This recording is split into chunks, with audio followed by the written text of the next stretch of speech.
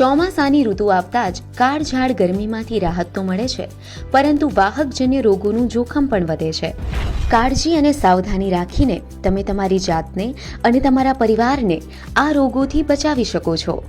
મચ્છર આપણા ઘરની અંદર તથા આજુબાજુમાં ભરાયેલ ચોખ્ખા પાણીમાં જ થાય છે. આથી દર અઠવાડિયે આપણા ઘરમાં તમામ પાણીના પાત્રો જેવા કે ટાંકી, પીપ, માટલા, કેરબા વગેરે ખાલી કરીને ઘસીને સાફ કરી સૂર્યપ્રકાશમાં સૂકવી ત્યારબાદ જ નવું પાણી ભરીએ.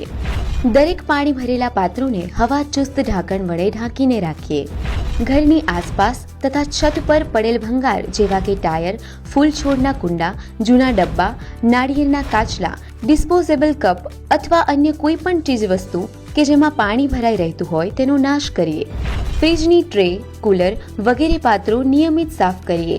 વરસાદી પાણીના નિકાલ માટે બનાવેલ ગટરની સમયાંતરે સફાઈ કરી ત્યાં પાણી ભરાય નહીં તેની તકેદારી રાખવી. હંમેશા મચ્છરદાનીમાં જ સૂવાનો આગ્રહ રાખવો. ઇલેક્ટ્રિક મોસ્કિટો રેકેટ, કોઇલ કે અન્ય મચ્છર પ્રતિરોધક વેપોરાઇઝરનો ઉપયોગ કરી મચ્છરોના કરડવાથી બચીએ. નિયમિતપણે ઘન કચરાના નિકાલની યોગ્ય વ્યવસ્થા કરવી. તાવ જેવા લક્ષણો જણાય તો નજીકના પ્રાથમિક આરોગ્ય કેન્દ્ર અથવા આરોગ્ય કર્મચારીનો સંપર્ક કરવો.